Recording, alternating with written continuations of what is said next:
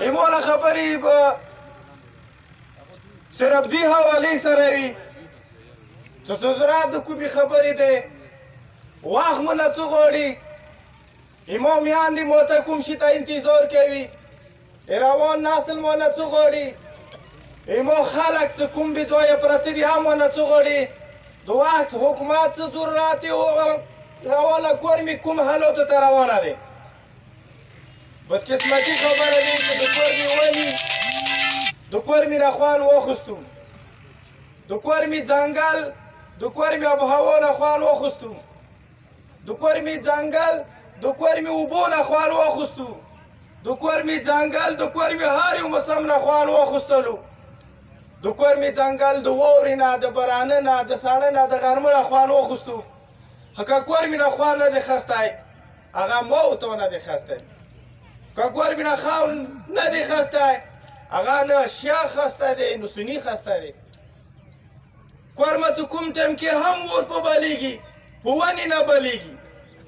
په ځنګل نه بلیږي کور مې چې چېرته هم اور بلیږي په انسانانو بلیږي کور مې کې چې چېرته هم ماته کېږي ځنګل نه ماتېږي څه تاسو کومې خبرې کوه ونه کاټ که هغه چې یو شاخ کاټ کې درې شاخه به بیا زرغونوي خو ونې کې څه مو مات کړي دي د خلکو هډونه مو مات کړي دي ونې کې څه مو هډونه مات کړي دي هغه کېږي خو چې انسانانو کې هډونه مات شي هغه جوړ نه خوري مثالونه یې دلته درته ناست دي کور مې کې مو د ځنګلو بربادي کړې دی هغه دوباره زرغونه شوي دي خو کور مې ته چې مو کومو د کونډو یتیمانو کومه بربادي مو ورکړې دی تاسو ته زه دا وایم چې تېر شوې میاشتې هم اووه شپېته یتیمان اووه شپېته یتیمان اووه شپېته خاندانونو بچي د سبق دپاره پېښور ته بتلي دي اووه شپېته خاندانونه یتیمان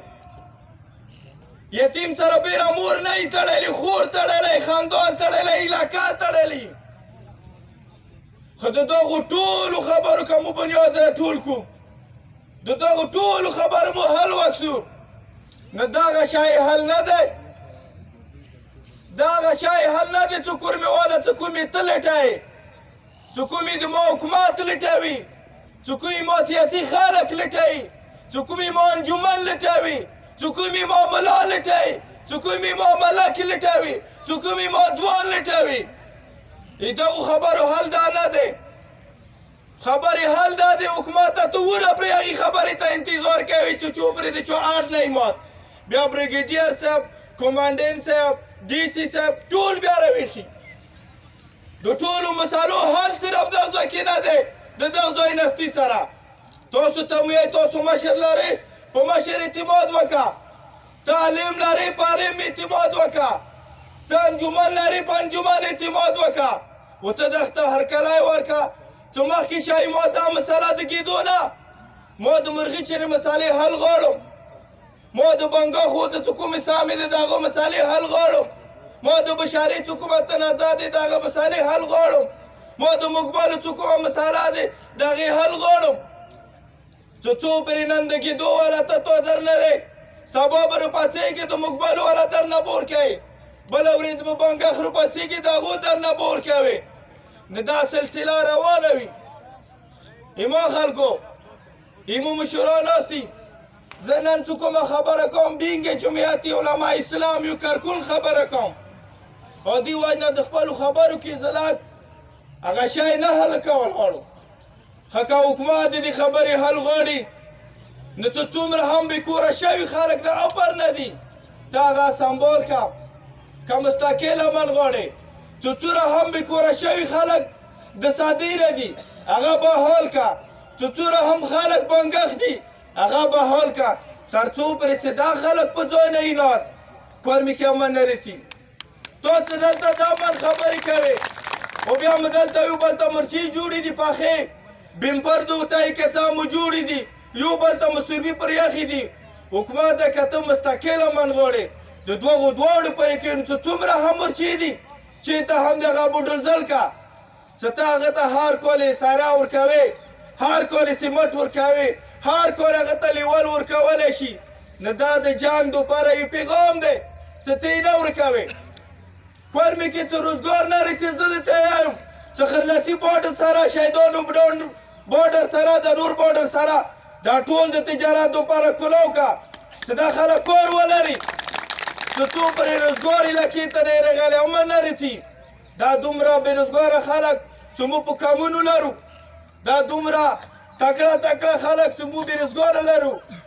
دا څه کله هم روزګار نه لري دا به څوک جنګ ته جوړوي موږ حکومت ته دا یایو چې که چېرې د مسالو حل په بارود وي په کلتوس وي د یتیمانو په جوړول وي د مرچو په جوړول وي نو بیا مو حکومت ته چې بس بیا مو پرېږده او که چېرې د جګړې یا د مړو یا د پرچلو حل دا نه وي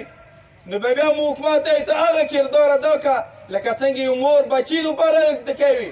لکه څنګه پلار یې بچي دپاره د کوي نو موږ ټولو ته دا یم ته موجوده وخت ملګرو د شهیدانو ورکول د غازیانو ورکول د مرچو جوړول دا نه دي که چېرې هغه غلط دي ته هغه ته ټاک ورکړه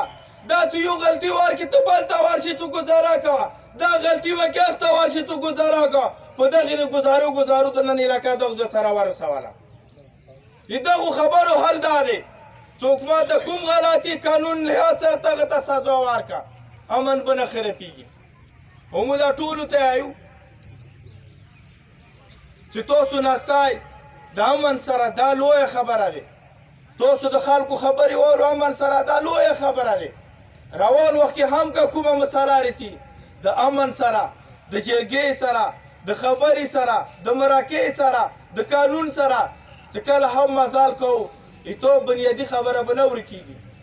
او زه بیا هم د راغلو خلکو دغو ټولو ډېره شکریه ادا کوم امیر صاحب هم راغلی دی او موږ که یوه نیمه داسې خبره شوې وي هغه هم بخښنه غواړو